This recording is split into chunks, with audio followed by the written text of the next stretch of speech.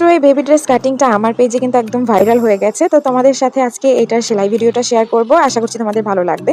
প্রথমে আমি এখানে বডির উপরের পার্টটা নিয়ে নিয়েছি, আর এটা যেহেতু 2 পার্ট আমি এভাবেই এখন সেলাই করে নিচ্ছি। সাথে ড্রেসগুলো একটু ইনার দিয়ে করলেই বেশ ভালো হয়। তো আমার এটা সেলাই করা হয়ে গেলে এখন আমি এটাকে উল্টিয়ে তারপরে আরো একটা চাপ সেলাই দিয়ে নিব। দিয়ে যে কোনো জামাই বানাইলে অবশ্যই কিন্তু উপরে একটা চাপ সেলাই দিয়ে নিবে, এক্ষেত্রে কিন্তু কাপড়টা সরে যাবে না। তো দেখো আমি ঘুরিয়ে ঘুরিয়ে তারপরে এটাকে চাপ সেলাই দিয়ে নিচ্ছি। আর একেবারে সামনের পার্টটাতেও আমি একইভাবে এটাকে সেলাই করে নেব। আর সামনের পার্টটাও আমি রেডি করে নিয়েছি অফ ক্যামেরা। এখন আমি নিচে কুচির জন্য আর নিচে যে ঘেরের যে কুচিটা দেবো ওই দুইটা আমি রেডি করে নিচ্ছি আগে। আর এখানে যে নিচে কুচি দেওয়ার জন্য যে কালো কাপড়টা ব্যবহার করছি ওটাতে আমার কয়েকটা জোড়া লাগবে। তার কারণ এতখানি কুচি দেওয়া কাপড় কিন্তু প্রত্যেকটাতেই জোড়ালা হয়, এতে কিন্তু খুব বেশি খারাপ হওয়ার কিছুই নাই। তো এখন আমি প্রত্যেকটা কাপড় একে একে জোড়া দিয়ে নিচ্ছি। জোড়া দেওয়া হয়ে গেলে এরপরে আমি কাপড়ের একটা সাইড থেকে চিকন করে ভাঁজ দিয়ে আমি এটাকে সেলাই দিয়ে নেব। অবশ্যই কিন্তু চিকন করে ভাঁজ দিয়ে সেলাইটা করে নেবেন, মোটা হলে ভালো লাগবে না।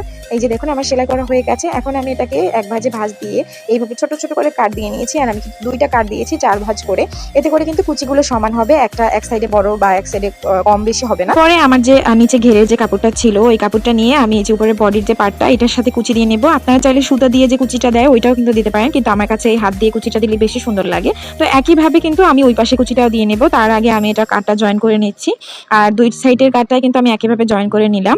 আর অবশ্যই কুচিগুলো দেওয়া হয়ে গেলে উপরে একটা চাপ সেলাই দিয়ে নেবেন। আর এখন আমি হাতাটাতেও জোড়া দিয়ে নেব। আর হাতাটা কিন্তু আমি ছোট ছোট করে কুচি দিচ্ছি, আপনারা চাইলে কিন্তু একদম পাতলা পাতলা করেও দিতে পারেন। এখন আমি যে নিচে যে কুচিটা ঘেরের জন্য যে রেখেছিলাম ওইটা কিন্তু এখন আমি দিয়ে দিচ্ছি। আর এই যে ফাইনালি এটা এরকম হয়েছে কুচি দেওয়ার পরে।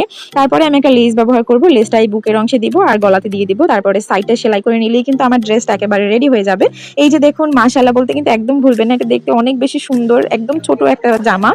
আমি এখানে ছোট একটা ফুল নিয়েছি, আমি এখনো শিওর না আমি ফুলটা দেবো কিনা। তো তোমরাই বলে দিও আমি ফুলটা এখানে দেবো কি দিব না। তো এটা তোমাদের কাছে কেমন লাগছে অবশ্যই কিন্তু জানাবে। আর এইরকম ছোট্ট ছোট্ট জামার ভিডিও পেতে হলে অবশ্যই আমার পেজটি ফলো দিয়ে রাখবে। সবাই অনেক ভালো থাকবে। আল্লাহ হাফিজ।